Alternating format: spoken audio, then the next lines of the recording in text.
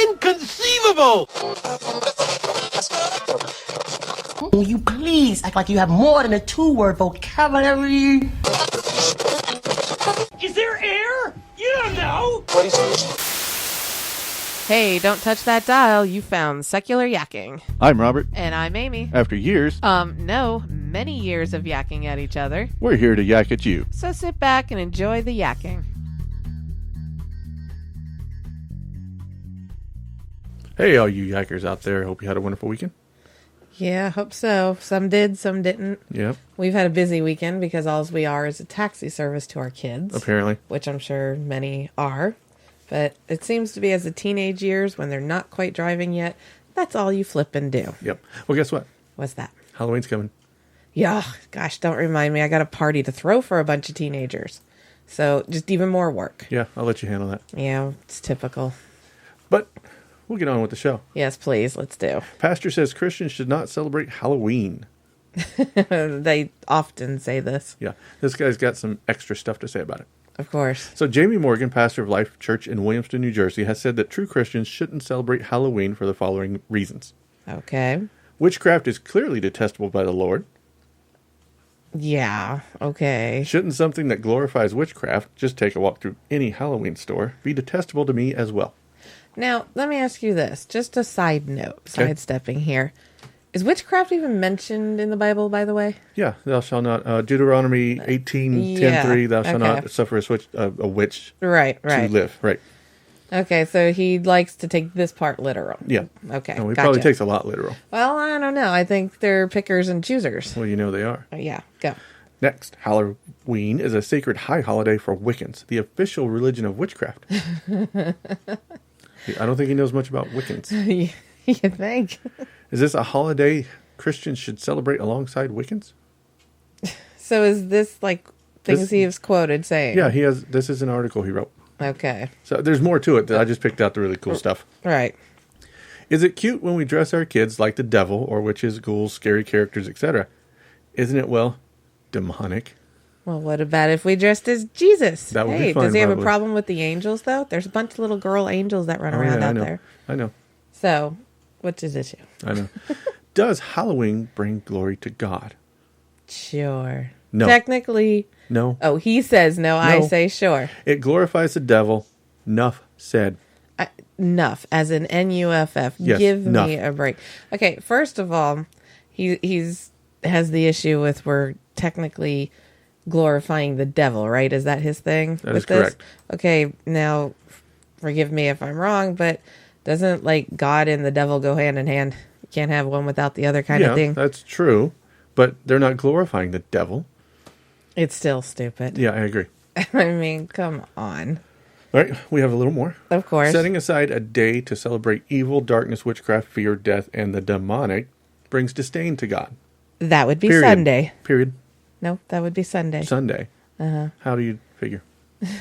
If they read the Bible, it's got the fear, the death, the demonic. You just read your Bible. All right. A Christian celebrating Halloween would be like Satan worshiper putting up a nativity scene at Christmas while singing Happy Birthday, Jesus. I still, that's just ridiculous. I Well, mean, yeah. come on. But what is a Christian to do when a trick-or-treater comes to the door? Oh, I can guess. Give them some Jesus. As in pamphlets or Pamphlets. preaching. Or preaching, yeah. Yeah. That actually, I think, would scare a kid more. I think so. I really do. I think that's getting in line for an egging. Well, yeah, for the older kids, yeah. But, I mean, if you no think Snickers, about it, you get eggs. you're coming up to the door, and as every other door they've gone to, trick or treat, put candy in my bag, I walk off. If you open the door and some guy starts talking to you about Jesus and the God and all this, you're going to scare the crap out of him. I mean, truly. I know. But maybe we shouldn't tell a pastor about his pagan roots of Christmas. Well, I was going to say, did he not quite obviously get where all this comes from? I mean, Probably not. actually, I don't think they ever do. I mean, really. It's all from paganism. It's all pagan. Yes, it all is. And I don't know. I love how they warp it around and, you know, they do this and that. And this works for them, this doesn't work for them. Right. But then again, they also go for the trunk or treating, and I'm sorry, I cannot stand trunk or treat. I agree. That's the stupidest damn thing ever. All right. I think we'll move on to something just as scary. All right, go for it. School officials have a racist costume. Okay. Leanne Wall, who serves as principal of Iota Middle School, and her husband, Jephthah Wall, could not get a more religious name than Jephthah, who is a coach at Crowley High School, both in Louisiana, decided to get their costume ideas from the People of Walmart website. In case you're not familiar, People of Walmart is people who have taken pictures of the weird and kind of gross things people wear to Walmart. Yeah, see, I didn't know that. So we have a picture here that we're looking at, and I'll put it on the website. Yeah, go ahead. Okay. What the hell is that? Yeah, I'm going to describe it too. So Leanne's costume was clearly depicting a black welfare queen stereotype. She had long, bright green fake fingernails and carrying a smartphone with bright glittery case, and was wearing tights and a short miniskirt. A form-fitting tank top that revealed that she was obviously supposed to be on food stamps completed the ensemble. What? Her husband, Jephthah, is wearing a bandana at his waist and a fake handgun along with a t-shirt that says Baby Daddy. God. Yeah. What's worse is the couple is next to a shopping buggy with a sign that says, "You wait on payday, I'll be waiting on the first of the month." Wow. And it's even more clear because there are black dolls inside the buggy. Wait, scroll that picture up again. Are they freaking kidding? And these are educators? Yes. This is not just... She's a principal. No, really? Yes. That's insane. So that is the most ridiculous thing I've seen. Okay, even if they weren't in the education field, just this alone is horrendous. Right. And then just to put the education factor in, that makes it scary as hell. And they're teaching kids. Right. This is what their moral standard says is okay for them to do. Exactly. Well, okay, first of all, them being in the education field, their number one thing is anti-bullying. Right. Hello. This is all about bullying. And it's not just racism bullying, here. You got racism, stereotyping. You got classism here too, because they're making light of people in poor situations. Yes, and it's... I have no words. This is just ridiculous. Yeah, it's actually gross and sickening. I mean, and they're just as proud as can be. Yeah, they posted it on... And, had they not posted on Facebook, no one would ever know how racist and crappy they are. Yeah. But they're stupid and posted on Facebook. Aren't they always? Yes, but they are. What's scary is the fact that they're teaching kids. Yeah, that's why it's scary. I mean, this sends so many messages to kids that are so wrong. Right. And being in Louisiana, I'm fairly certain some of their kids shop at Walmart and have to deal with this stuff. Yeah. I mean, that's just ridiculous and so distasteful. Right. And many other choice words. No. That's just ridiculous. And now we have a message. Go. Hi, I'm Adam Collins, and I'm organizing the first ever Atheist of Facebook online convention. First ever Atheist of Facebook online convention. Atheist of Facebook online convention. We're bringing this convention to you, to your home, for free. Again, it's free. We have a huge, diverse set of speakers from all over the world speaking about all kinds of different topics of interest in atheism. Atheism in America and how we can work to achieve social normalization. Child-rearing, motivational stuff for getting them politically active, making them aware that they can affect change. Talking to your family about religion. Black atheists, the minority within the minority. Sexism in the major world religions. There's going to be a whole other kind of show coming y'all's way. On November the 7th. November 7th. And we'll be seeing you November 7th on our YouTube page. All the details are on the Facebook pages. See you there.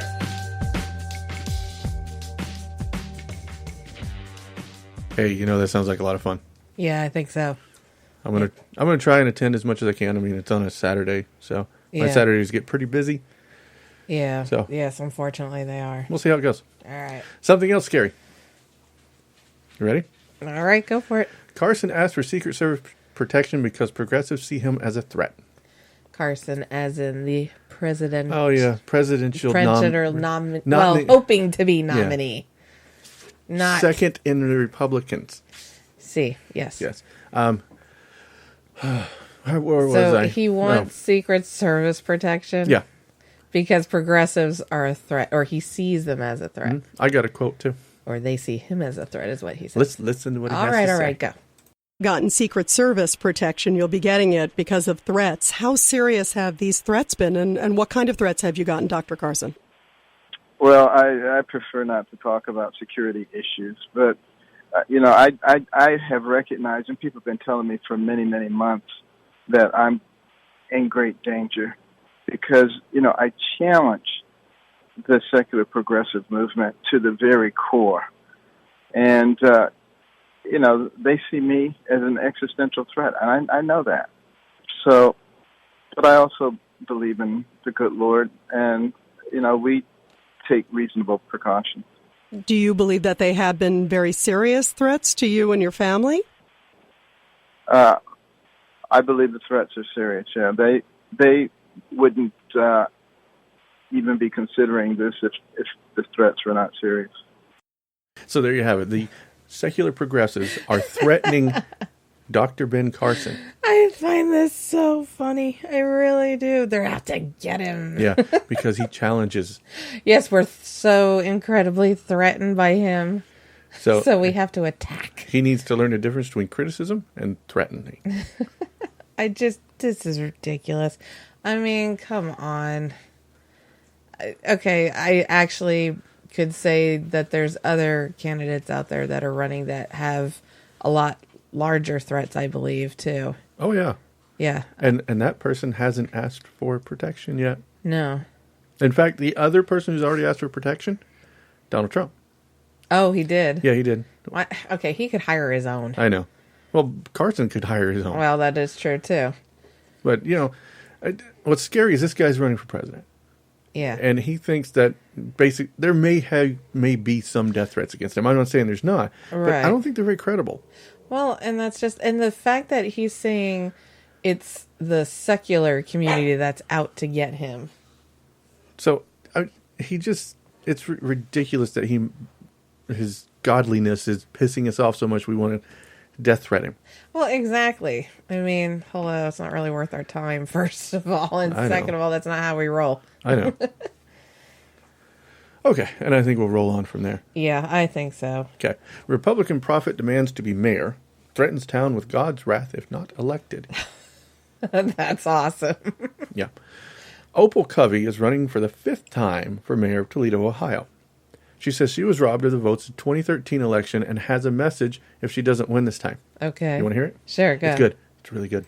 Prior to our interview ending, I asked Covey, as is customary, if there is anything else she would like to add. After pausing, she offered this. Great destruction will come up upon the Papahashataya, Kulia Simahaya, and the Holy Antia, Kolia Nasai. Ye ma sandala de I see Koshantala Lolosi. Ye ma sandala de I see Koshantaya. Thank you, Jesus. That was a confirmation. If people don't give me what I earned in 2013 back, and I'm not on that seat in November, then you'll see God coming and visiting the city in the greatest destruction you've ever seen. There you have it. From the mouth of Republican mayoral I don't even know what she is. But she was speaking in tongues, she right? She went into tongues. Oh, that's freaking awesome. And that audio comes from NBC 24 out of Toledo. So just to give credit there. You just want to rush out and vote for her. Yeah. She says that she was robbed because the political elites took her votes away in 2013. All 400 of them. That's how many she got in 2013. But I like how she's basically cracking the whip that if you don't vote for me, all hell's going to break loose. And or she'll speak in tongues again. Or she'll speak in tongues at you. Yeah. Oh, man. I just couldn't pass that up. That's just too good. That was awesome. She believes there's thousands who support her in the city. But the powers that be, is what she says, won't let her win. And they've rigged every election she's ever been in. All 5 of them. And I guess God's just not on her side. Well, she claims she has a direct link to God. Well, then he's sucking at getting her through.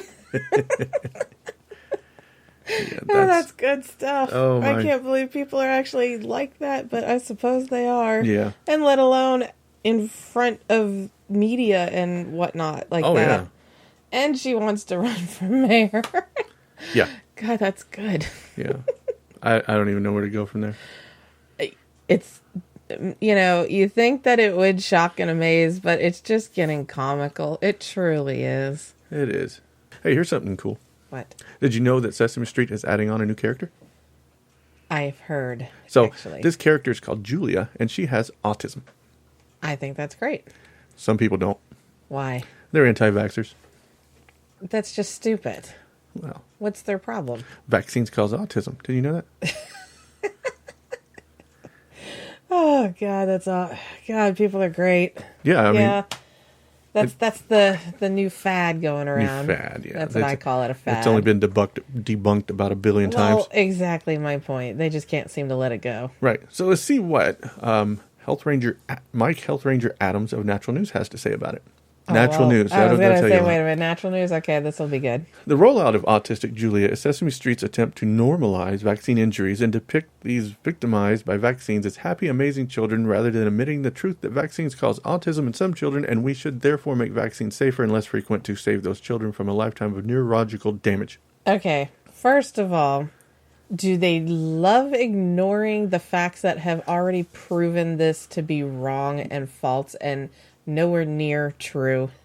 Yeah. I mean, why do they do that? I've dropped people on Facebook for being less stupid than this guy. Well, why do they just blatantly ignore the fact that we've already proven that? Yeah, the study they're working off of is a 15, 20-year-old study. I don't remember exactly how long, but it was a while back. Okay. That had cooked up numbers and false assumptions. Right. So, and it's been proven as absolutely 100% wrong that vaccines do not cause autism. Right, and they have said it time and time again. Even they're still saying it, and yet they still keep on going with, "Oh, vaccinations cause autism," and it's like, "Oh my God, get off that train already!" Yeah. So some of the comments are on there are pretty wicked. Okay. Here's one. I'm so glad that I'm not the only one who thought this. I was like, why in the world was everyone celebrating this? Normalize autism. It's not normal. It's cruel that vax companies help cause this and then, oh, this is normal. Okay, first of all, I just thought of something while you were talking. The fact that, first of all these adults are ignoring the children that Sesame Street is trying to address. All they give a crap about is, oh, don't get your kid vaccinated. This is the only horse they're riding here. When what Sesame Street is doing is trying to show the beauty that even autism kids have. And that they can be like other kids. You don't have to ostracize them. But all these damn selfish freaking adults can do is sit here and say, don't get your kid vaccinated. This is promoting vaccination, blah, blah, blah. But they're ignoring the child itself. Right. I mean, Sesame Street's not out there for the vaccination. They're out there for the kid. Right. So there was a father who tried to talk reason with these folks. Oh, okay. A father of a boy with Asperger's. And he pointed out that the character was intended to help other children better understand children they might meet who have autism. Right. But he was just completely destroyed. They just shouted him down all over it. Because I've come to see, from the ones I've seen, they're not very nice. Right. Here's some more. Of course there is. In the name of always vaccine science, they actively altered data to eliminate the statistical link between vaccines and autism in African American boys, thereby condemning millions of young black babies to a life of permanent neurological damage. Black lives don't matter to the vaccine industry. This is Adams, the first guy. Now they're combining two things. Right. This is great. Oh, he gets one more. I got to get one more in. Okay. He also complained that another Sesame Street character, Elmo, has been exploited as a literal puppet for the vaccine industry.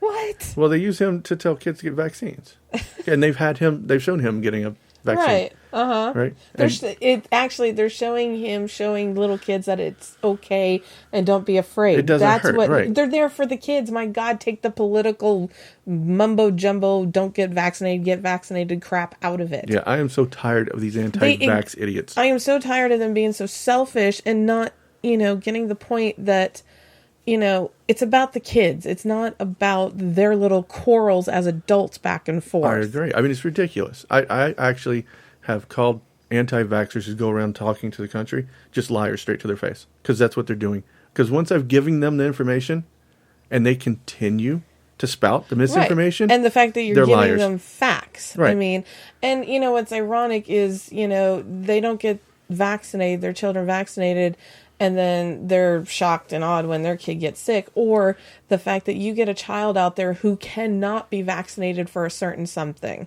for medical reasons. And because their child isn't vaccinated, it passes it on to the children who medically can't do it. It weakens it puts the link. their lives in danger. Right. It puts other people's lives in danger. Yes. And that's why this is so scary. And they need to get off the autism horse. Oh my God, you're going to beat it to death. I know. It's frustrating and it just needs to die already. I agree. I am an old man and most people hate me, but I don't like them either, so that makes it all even.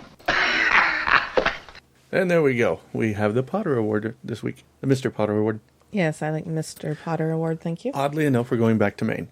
Oh, okay. So that's 2 from Maine. Yeah. Are we keeping score? No.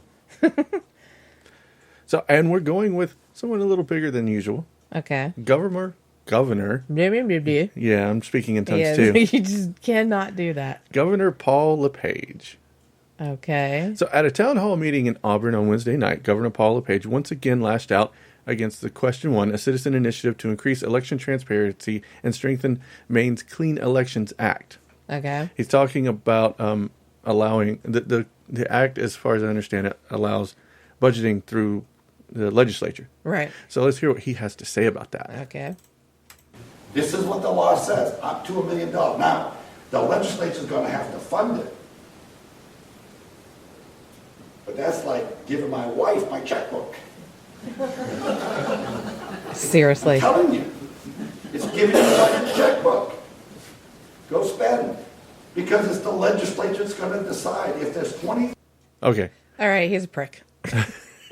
But you should never give your wife the checkbook. Oh, boy, oh, boy, oh, boy, oh, boy. Yeah, that wasn't derogatory at all. Oh, well, that's kind of par for LePage's politics. And, okay, you just keep going. Okay. He also blackmailed a charter school, threatening to withhold funding if they hired former Democratic House Speaker Mark Eves. Correct me if I'm wrong, but isn't that illegal? Well, technically. I'm going to blackmail you if you don't do what I say. Well, he didn't say blackmail. Okay, he said he was going to pull funding.